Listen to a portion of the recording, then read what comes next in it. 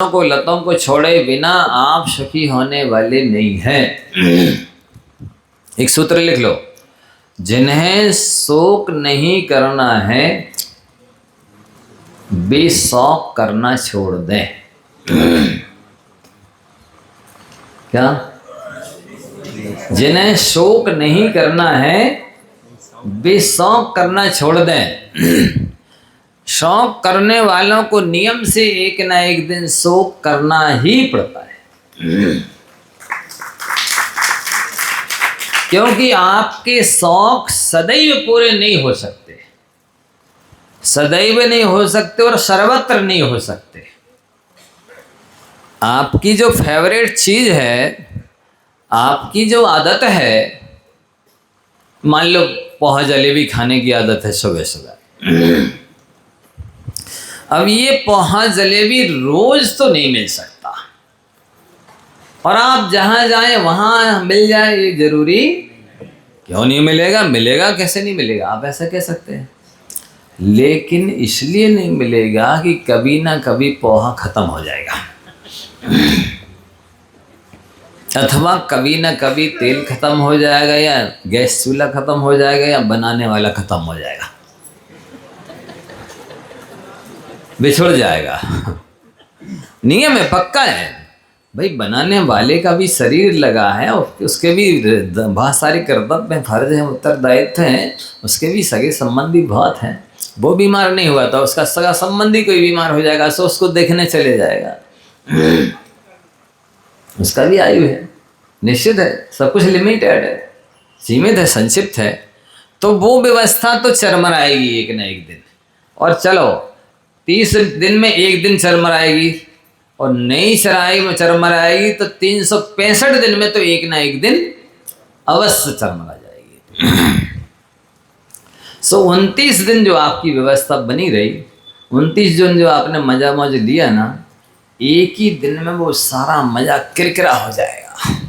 इतना आपको संकलेश हो जाएगा, इतना आपको बेचैनी हो जाएगी, इतनी आपको आकुलता हो जाएगी, इतना आप मतलब अस्त व्यस्त हो जाएंगे कि वो क्यों नहीं मिल रहा है, यहाँ नहीं मिल रहा तो वहाँ से लाओ, वहाँ नहीं मिल रहा तो वहाँ चले जाओ, और जब तक वो नहीं मिलेगा तब तक तो हमारा पेट ही साफ नहीं हो गया, हम तो कोई काम ही नहीं कर सकते, या हमारा तो दिमाग ही नहीं चल रहा। समझ रहे? ऐसी अनेक समस्याएं खड़ी हो जाएंगी। इसलिए यदि आप सुखी रहना चाहते हो तो जिस व्यवस्था का, जिस फैसिलिटी को, जिस वस्तु को आप सुविधा का उपयोग करते हैं, 1 महीने में 3 दिन स्वेच्छा से त्याग कर दें। 27 दिन मखमल की डल्लत की गद्दे पर सोते हैं तो 3 दिन जमीन पर चटाई पर सो कर देखें, जिससे कहीं भी जाएं और जो वहाँ व्यवस्था ना मिले तो भी आपको चैन की नींद आ सके, तब भी आपका काम रुके ना, तब भी आप ऐसा न लगे अरे आज तो हम यहाँ आ गए हैं सो हमें नींद ही नहीं आ रही, क्योंकि नया स्थान है, नई जगह है, नई व्यवस्था है, इसमें तो हमें नींद ही नहीं आ रही, हम जागते रही रात ही भर। नहीं, ये ठीक नहीं। हाँ, कोई भी चीज़ हो, वो चाहे सोने संबंधी हो, चाहे पहनने संबंधी हो। कई लोग कहते आज हमने चावल नहीं खाया, हमें लगा ही नहीं रहा कि हमने भोजन किया। अरे उतना सारा मटेरियल कहाँ चला गया है? इतनी देर से खा रहे हो, वो कहाँ जा रहा है? सारा तो माल उड़ा दिए, सफाई कर दी, करे ऐसा लगा ही नहीं रहा कि भोजन किया। अच्छा नहीं, ये गलत बात। मतलब बात की बात, किसी को चावल है तो किसी को आज नमकीन नहीं मिला तो आज भोजन ही नहीं हुआ, किसी को आज पापड़ नहीं मिला तो भोजन ही नहीं हुआ, किसी को अचार नहीं मिला तो भोजन ही नहीं हुआ, मीठा नहीं मिला तो भोजन ही नहीं हुआ। नहीं, आप शिक्षा से जब त्याग कर देंगे 3 दिन के लिए, तो फिर कभी नहीं भी मिलेगा तो भी आपका पेट भर जाएगा, आप भोजन कर लेंगे, आपका कोई काम नहीं रुकेगा, आप आकुल व्याकुल नहीं होंगे, आप तहस नहस नहीं होंगे, आप अस्त व्यस्त नहीं होंगे। लेकिन प्राय लोगों का देखा ही जा रहा है भी, इतने आसक्त हैं, इतने धुत हैं, इतने माने नशे में हैं, इतने व्यसन है उनका ऐसा कि उसके बिना तो एक पग एक पल नहीं चलता है। जब नहीं चलता है तो भी बिल्कुल उस चीज़ के अभाव में ऐसे हो जाती जैसे अपंग हों, अपाहिज हों, लूले हों, लंगड़े हों, अंधे हों, बहरे हों, बिना पढ़े लिखे हों, बिल्कुल कोमा में चले गए, ऐसे हो जाते हैं। धिक्कार है ऐसे लोगों की जिंदगी को। इस तरह से जड़ वस्तु का अपने आप को दास बना लिया है, उस जड़ वस्तु का अपने आप को सेवक बना लिया है, उस जड़ वस्तु के अपने आप को इतना अधीन बना लिया है। क्या इसलिए पढ़ा लिखा था? क्या इसलिए आपके पास समझदारी थी, विवेक थी, बुद्धि थी? क्या इसलिए आप इंटेलिजेंट कहलाते थे? इतने दास बन जाना किसी चीज के, इतने अधीन बन जाना, इतने पराधीन बन जाना, इतने कायर बन जाना, हाथ पैर होते हुए भी नहीं होने के समान हो जाओगे, बुद्धि होते हुए नहीं होने के समान हो जाओगे, आंखें होते हुए नहीं होने के समान हो जाओगे। वो सेठिया नहीं है, वो पढ़ा लिखा नहीं है, वो तो नौकरों का नौकर है। क्यों? उसका तो नौकर की ना काम ही रुक गया, अब बैठा है, अब ना कोई व्यापार कर सकता है, ना कहीं आ सकता है, ना जा सकता है, ना कोई योजना बना सकता है, ना किसी अधूरे काम को पूरा कर सकता, क्योंकि उसे तो नाश्ता नहीं मिला, क्योंकि उसे तो चाय नहीं मिली, क्योंकि उसे वो भोजन में फलानी चीज नहीं मिली। ऐसा जीवन नहीं होना चाहिए। यदि सुखी रहना चाहते हो तो आर्ट ऑफ लिविंग, जीवन जीने की कला है। जो व्यक्ति हर परिस्थिति में खुश रह सकता है, उसको दुखी करने की ताकत दुनिया में किसी के पास नहीं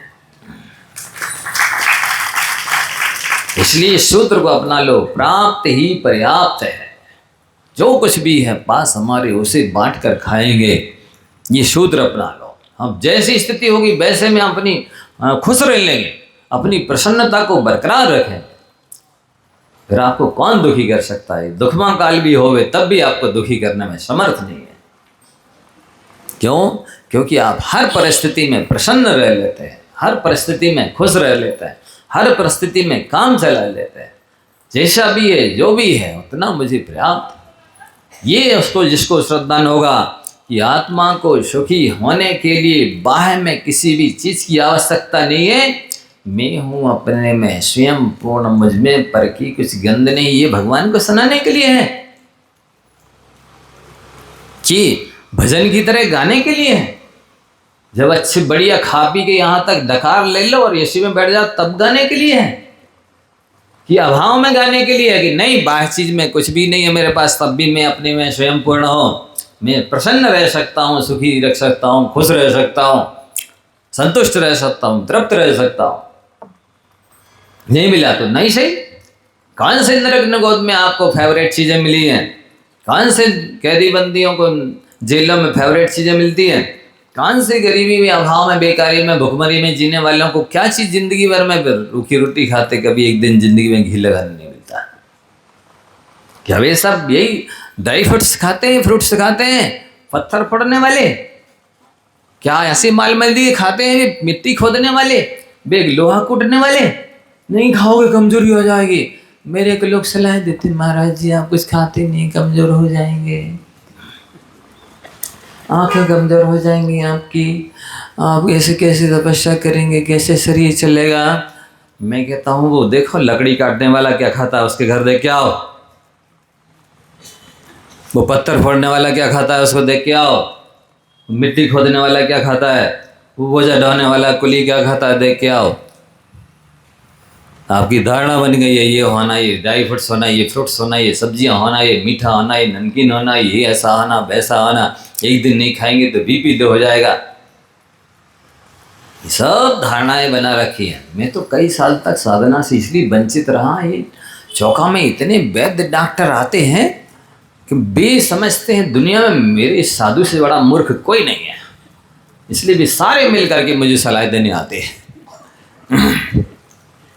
इस मुनक्के में ये गुण है, और इस किशमिश में ये गुण है, और इस मीठा में ये गुण है, इस नमकीन में ये गुण है, और ये डिश बनाई महाराज जी ऐसी टेस्टी लगती, इसके साथ खाओ, वैसी खाओ।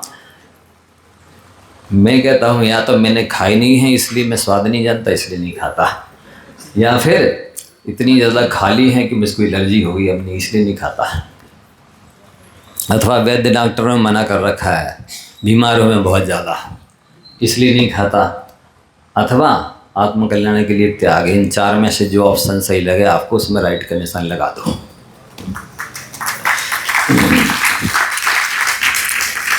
आपको क्या दिख रहा है? क्या रोगी ऐसा खाते हैं? मैं जैसे खाता हूँ 17 प्रकार का चाहिए, 17 दवाइयाँ चाहिए, रोगी ऐसा खाते हैं? तो आप सभी को समझना, ये शिक्षा लेनी है। वस्तुतः धारणा मान्यता बहुत काम करती है।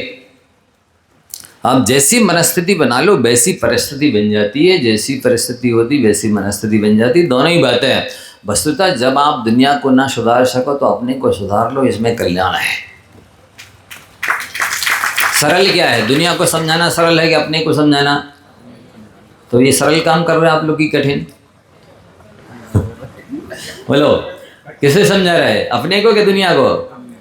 अपने को सुधार रहा है कि दुनिया को? ये गलत काम कर रहे हैं आप लोग, कठिन काम कर रहे हैं, असंभव काम कर रहे हैं। तो समझदार है कि मूर्ख? अपने मुंह से कहो ना, हम क्यों कहें? इसलिए आप अपनी आदतें बदल लीजिए। आपकी अच्छी आदतें आपका अच्छे से भविष्य बना देंगी। वस्तुतः कोई देखा जाए, आप ही अपने भाग्य के विधाता ब्रह्मा विष्णु महेश हैं। दूसरा कोई नहीं फुर्सत बैठा है आपका भाग्य लिखने के लिए। आप ही अपने भाग्य विधाता है, ब्रह्मा विष्णु महेश। जो कुछ जैसा बनाना हो आज आप बना लो। कैसा भविष्य में जीना चाहते हो, क्या क्या भविष्य में प्राप्त करना चाहते हो, कैसे रहना चाहते हो, अभी आपको व्यवस्था बनानी है। जैसे भाव बनाओगे वैसा भाग्य बनेगा, जैसा भाग्य बनेगा वैसी भविष्य बनेगा। इसलिए आप ही ब्रह्मा विष्णु महेश कर्ता धर्ता भोक्ता हैं, कोई नहीं बैठा दूसरा। और इससे ज़्यादा निर्दयी, इससे ज़्यादा मूर्ख, अज्ञानी, आतंकवादी कोई नहीं होगा जो अपना भाग्य भविष्य न बनाए, जो अपने भाग्य बनाने में प्रमाद करता है, अपने भविष्य को उज्जवल बनाने में आलस करता है, अपने आप को सुखी बनाने में दया नहीं कर रहा। भाई खा पी के सो रहे, क्लास लगी इधर उधर भी सो रहे, कोई काम नहीं था, आ सकते थे लेकिन अब सो लें 2-3 घंटे, फिर अंधों का टाइम हो रहा। ये कोई विवेक है? ये बुद्धिमानी है? ये स्वर्णिम अवसर। सोने का मतलब है अपने पंचेंद्रिय पर्याय को एकेंद्रीय बनाना। जैसे एकेंद्रीय के पास ना रसना होती, ना घ्राण होती, ना चक्षु होती, ना कर्णेंद्रिय होती है, इसी तरह से सोने वाले की ना कर्णेंद्रिय काम करती है, ना चक्षु इंद्रिय काम करती है, ना घ्राण, ना रसना, कोई इंद्रिय काम नहीं करती है। बस एक इंद्रिय जैसे वृक्ष खड़ा है और ये पड़ा है, कितनी अंतर है। सोने वाला एक इंद्रिय की तरह जड़ हो जाता है, दर्शन वर्ण कर्म का बंद करता है, ज्ञान वर्ण आदि कर्मों का बंद करता है। और समझ लो उसने जितना सोने में समय निकाल दिया उतना एक इंद्रिय की तरह जीवन व्यतीत कर दिया है। यदि मुझे 80 साल की ज़िंदगी मिली है तो उसने आधा समय 12 घंटे सोने में निकाल दिया, तो 80 की नहीं मिली। अब तुम 40 साल की अपनी ज़िंदगी मानना, और 40 साल में भी कितना आपने लड़ने झगड़ने में, कितने पढ़ने लिखने में, कितने दुकानदारी में, किसने विषय भोगों में निकाले हैं, उसको भी अपनी मनुष्य पर्याय का समय नहीं मानना।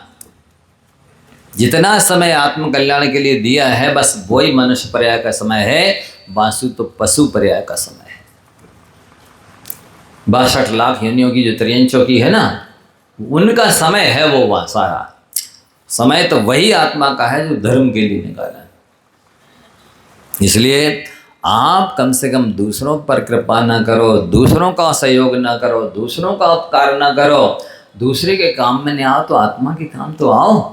आत्मा का पर कृपा तो करो अपने पर, अपना उपकार तो करो, अपने भले के बारे में तो सोचो, जबकि आपको ही करना है।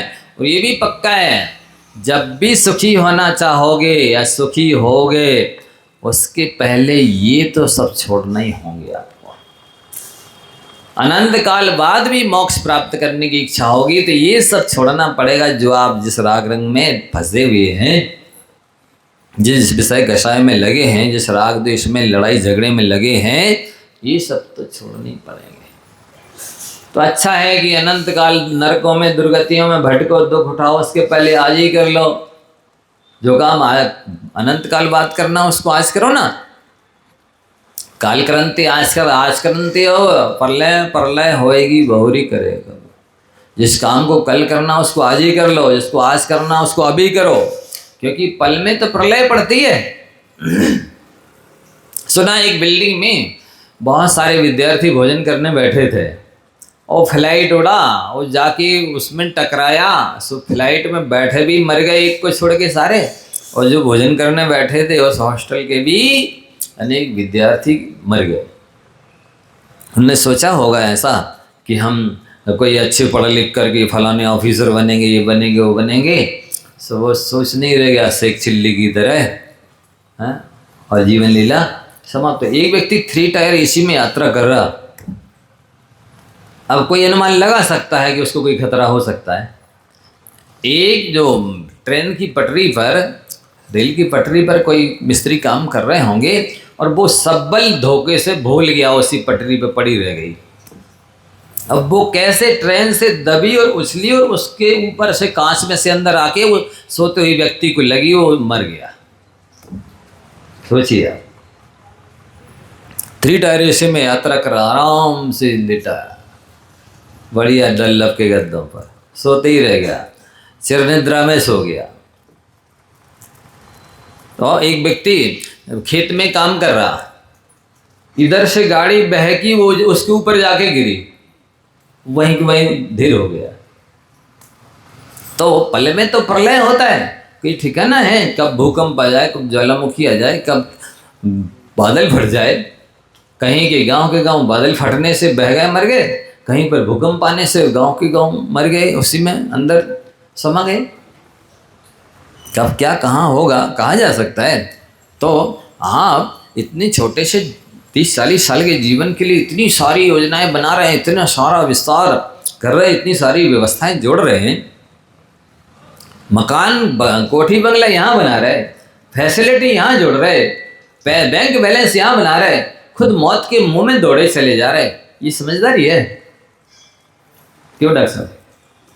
खुद मौत के मुंह में दौड़े चले जा रहे हैं और व्यवस्थाएं यहाँ बना रहे हैं।